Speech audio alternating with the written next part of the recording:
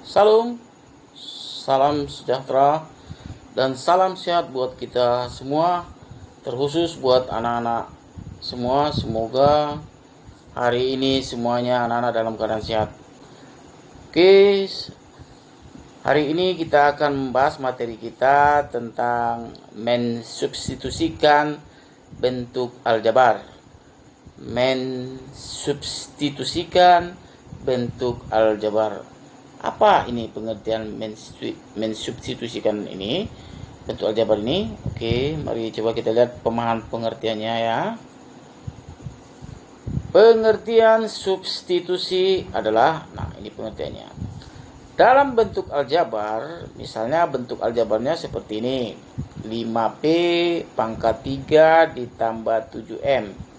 Ini kan bentuk aljabar ya. Oke. Variabel P dan M, ini kan variabelnya nih.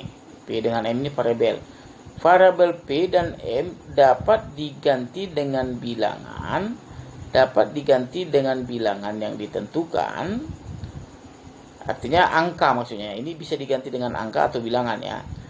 Variabel P dan M dapat diganti dengan bilangan yang ditentukan sehingga bentuk aljabar tersebut memiliki nilai tertentu. Maksudnya gini, apabila angka atau variabel P dengan M ini diganti suatu bilangan, maka bentuk aljabar ini akan punya nilai. Ada nilainya, berarti nilai itu ada, berarti hasilnya dalam bentuk angka dia nanti. Itu maksudnya ya. Sehingga bentuk aljabar tersebut memiliki nilai tertentu. Nah, pengerjaan pengganti variabel dengan bilangan inilah yang disebut dengan substitusi. Pengerjaan mengganti variabel dengan bilangan inilah yang disebut dengan substitusi. Nah, apabila variabel-variabel bentuk aljabar ini kita ganti dengan bilangan, maka proses itulah yang disebut substitusi. Apabila variabel-variabel pada bentuk aljabar diganti dengan suatu bilangan, maka proses penggantian variabel itu menjadi bilangan itu disebut namanya substitusi. Oke ya, pengertian substitusi itu seperti itu. Variabel digantikan dengan suatu bilangan, itu namanya substitusi. Oke, sekarang mari kita lanjut berikutnya. Nah, sekarang coba kita masuk ke contoh-contoh ya. Sebelum kita masuk pemahaman ini, kita perhatikan dulu. Perhatikan bentuk aljabar berikut. Nah, dalam bentuk aljabar begini, PQR ini artinya itu bentuk ini adalah bentuk kali nih. Kita sudah belajar bentuk kali, perkalian bentuk aljabar ya. Nah, ini artinya P dikali Q, P kali Q kali R. Nah, artinya seperti itu. Ya. Oke. Nah, sekarang yang bagian kedua. 5M pangkat 3 K N pangkat 6 artinya ini dia. 5 dikali M pangkat 3 dikali K dikali N pangkat 6. Apabila ini dikalikan, hasilnya kan ini kan proses bentuk program bentuk aljabar kan begitu ya. Apabila ini dikalikan, hasilnya ini dia. Nah, di dalam bentuk aljabar nanti, bentuk perkalian ini tidak mesti harus menggunakan lambang kali. Ya. Kadang kalau pada bentuk aljabar, karena kan X itu bisa juga menjadi variabel. Nah, ini makanya warnanya dibedakan.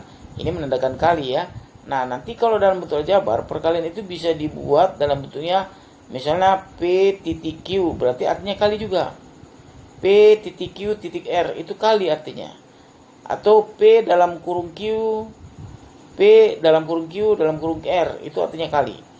Bisa pakai tanda titik atau bisa pakai kali, tanda kurung itu menyatakan kali.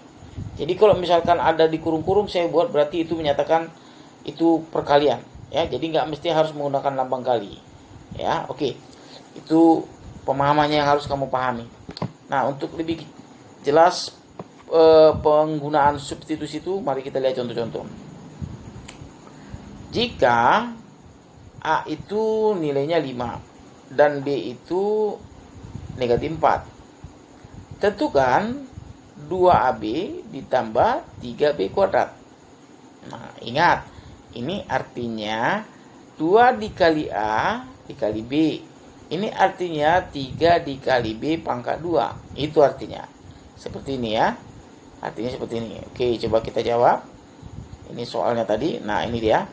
2A-nya 5 nih. Oke, nah ini tadi yang saya bilang dikurung. Nggak mesti kita buat bentuk kali begini. Tidak mesti. Boleh kurung, boleh kali begini, boleh titik 2,5 itu kali juga artinya. Oke. Nah, jadi 2 dikali 5. Nah, si B-nya negatif 4 ini ya. Ini kan negatif, ini 5, ini negatif 4. Nah, jadi inilah bentuknya. Baru ditambah 3 dikali B kuadrat. 3 dikali B itu negatif 4. Ini dia. Bisa ya dimengerti ya? Nah, hasil proses perkalian yang ini 2 dikali 5 dikali negatif 4. 2 dikali 5 dikali negatif 4. Ini bentuk kali semua. Hasilnya negatif 40. Nah, ini kalau bentuknya ada kuadrat di sini, kamu jangan langsung kali dulu kemari, nggak bisa. Selesaikan dulu yang dikurung ini. Yang dikurung ini kan punya pangkat. Nah, selesaikan yang pangkat ini dulu. Ya, jadi 3 dikali ini pangkat 2 inilah. Negatif 4 dikali negatif 4, hasilnya positif 16. Nah, jadi bentuknya seperti ini dia. Ya. Jadi negatif 40 ditambah yang ini, hasilnya ini dia. Negatif 40 tambah 48. Ini hasilnya 8. Oke ya, bisa dipahami contoh 1 ya. Begitulah dia teknik cara menjawabnya. Oke, kita lanjut ke contoh berikutnya. Nah, contoh 2. Biar makin lebih paham, coba kita masuk ke contoh 2. Jika N sama dengan 6 dan K sama dengan negatif 3 dan N sama dengan negatif 4. Tentukan nilai dari dalam kurung M ditambah 5K tutup kurung pangkat 2 dikurang dalam kurung ini KN pangkat 2. Nah, oke, kita lihat jawabannya. Jawab. Nah, ini soalnya ya. Nah, kita masukkan. Si M ini atau yang ini kan 6. Nah, ini dia. Ditambah 5K. K berapa? Negatif 3. Nah, ini dia. Nah, ini proses yang ini. Ini proses yang ini. Nah, pangkat 2 dulu. Bisa ya dimengerti ya. Nah, dikurang. Ini dia dikurang. Nah, sekarang yang ini kita masukkan. K-nya negatif 3. Nah, kamu buatnya begini. Negatif 3 dikali N. Ini ingat, K dikali N ya. Ini ingat, 5 dikali K. Itu artinya kali. Nah, sekarang si K-nya negatif 3. Si N-nya negatif 4. Nah, ini dia. Negatif 3 dikali negatif 4. Baru tutup kurung. Baru pangkat 2. Nah, ini dia. Ini bentuknya yang ini. Oke ya. Oke, sekarang kita tinggal selesaikan. Nah, sekarang ini ada tanda-tanda negatifnya diselesaikan dulu ya. Ini hasilnya dia jadi negatif ini dia. Berarti 6 dikurang 15. Ya, pas ya. Ini dikali ya. Oke, 6 dikurang 15 tutup kurung pangkat 2. Nah, ini adalah pangkat 2-nya. Dikurang. Nah, ini selesaikan dulu. Negatif 3 kali negatif 4 hasilnya positif 12. Pangkat 2. Nah, ini dia. Lalu dikurang. Nah, ini dia. Oke ya. Sampai sini bisa dimengerti ya. Bisa paham ya. Oke, lalu ini dikurang hasilnya negatif 9. Negatif 9 kuadrat. Oke, ini hasilnya 144. 12 pangkat 2. Ini dia ya. Oke, jadi ini hasilnya 81. Ini hasilnya 144 ini dikurang, hasilnya jadi negatif 63. 81 dikurang 144 sama dengan negatif 63. Oke, sampai di sini bisa dipahami ya. Mudah ya. Oke. Kita lanjut untuk lebih paham ke contoh selanjutnya biar semakin lebih paham bagaimana pengertian mensubstitusi bentuk aljabar ini. Nah, sekarang kita masuk ke contoh 3.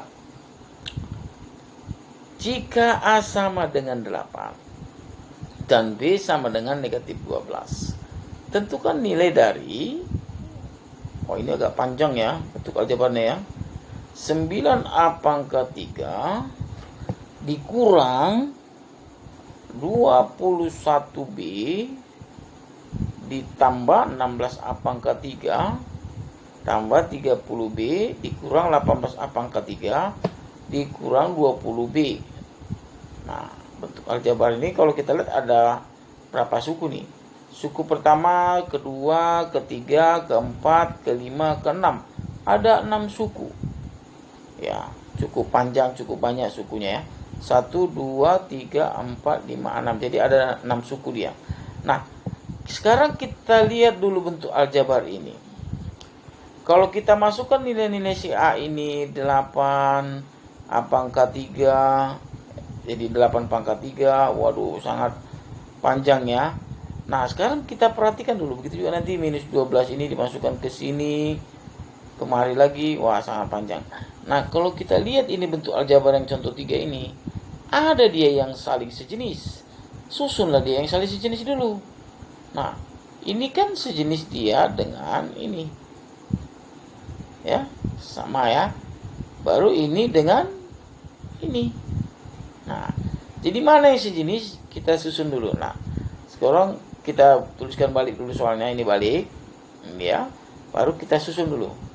Ini A pangkat 3. Ingat suku yang sejenis, kamu hanya lihat variabelnya saja dan pangkatnya. Apabila variabelnya sama atau hurufnya sama dan pangkatnya sama, maka bentuk aljabar itu dia disebut saling sejenis ya, atau sukunya sejenis. Nah ini A pangkat 3, ini A pangkat 3, ini A pangkat 3, jadi ini sejenis. Nah inilah dia susunannya. Oke, posisinya kalau dia positif, positif, negatif, negatif. Ini dia positif, ini positif. Nah yang ini negatif. Tanda yang di depan dia ini miliknya ya. Ya, negatif ini milik 18 A pangkat 3, bukan milik 30B. Jadi tanda yang di depannya lah yang menjadi milik yang macam ini kan positif 9A pangkat 3 kan di depannya ini. Bukan yang ini milik yang ini. Nah, oke ya, tanda itu yang di depannya menjadi milik bentuk aljabar tersebut. Oke, ini dia yang A pangkat 3. Nah, sekarang tinggal yang B-nya. Nah, ini B kan negatif. Susun negatif. Sesuaikan dengan tandanya. Nah, 30 di sini positif, ya positiflah dia ini. Di sini 20B negatif, ya negatif ya. Oke, susunannya sudah kita buat semua ya. Jadi cuma itulah dia yang saling sejenis. Jadi ini sejenis dengan yang ini sampai sini. Yang B sejenis sampai yang ini. Nah, jadi itulah dia yang sejenis. Nah, lalu kita selesaikan. Ini hasil penyelesaiannya 9 tambah 16 dikurang 18, hasilnya nanti ini dia 7A pangkat 3. Paham ya? Nah hasil yang ini minus 21 tambah 30B dikurang 20B, hasilnya negatif 11. Bisa ya? Ini diselesaikan dulu kemari, baru diselesaikan kemari, hasilnya negatif 11B. Nah sekarang inilah yang mau kita hitung, 7A pangkat 3 dikurang 11B. Nah masukkanlah nilai si A itu 8. Ini dia 7 dikali 8 pangkat 3, baru dikurang 11 kali B ya, berarti min 12. Berarti ini 11 kali min 12. Nah ini tidak boleh kamu kali dulu, kamu harus pangkatkan dulu ini ya, harus pangkatnya dulu diselesaikan. Jadi hasil pangkatnya ini 512, berarti 7 kali 512. Nah, baru ini negatif kali negatif positif. Positiflah di sini. Baru 11 dikali 12 132. Jadi tandanya dulu kalikan. Negatif kali negatif positif, baru 11 dikali 12. Jadi terarah jawabannya. Oke, kita lihat hasil berikutnya. Oh, ini pengulangan yang tadi ya. Oke, sampai di sini tadi ya. Sampai di sini tadi. Nah ini dikali hasilnya ini ini tetap, berarti tinggal dijumlah. Hasilnya 37 atau 3716. Seperti itulah cara bagaimana menginstruksikan bentuk aljabar. Saya rasa bisa dipahami ya. Saya berharap anak-anak semua bisa memahaminya bisa mengerti proses substitusi bentuk aljabar ini. Oke, terima kasih, semoga bisa dimengerti. Terima kasih atas perhatiannya. Oke, salam.